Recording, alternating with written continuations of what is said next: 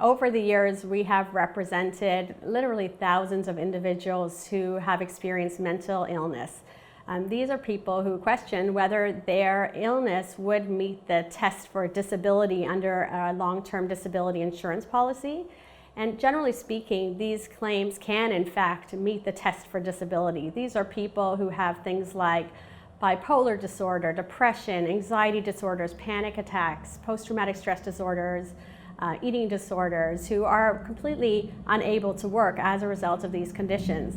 The challenge in these types of cases is that these conditions are by definition invisible. I mean, you can't look at someone who has depression and appreciate the gravity of their situation, how bad they're feeling on any given day. You can't look at someone who has post-traumatic stress disorder or an anxiety disorder and say, well, get an MRI so we can measure how bad your suffering is. That's just not going to happen. These are self-reported conditions. And so what we do in those conditions is we really focus on the restrictions and limitations that these people have, the actual functional capacities that they have, and their inability to work.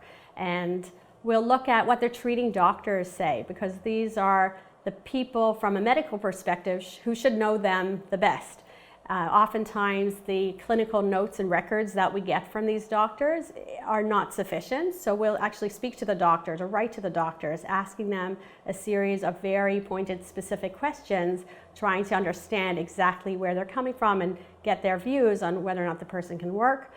And finally, we generally speak to experts on many cases, trying to obtain independent medical examinations in many cases where we think it's necessary to get an objective physician to assess the client and hopefully write a report that supports the fact that they are disabled. So yes, even clients who have mental illness can meet the definition of disability under these insurance policies.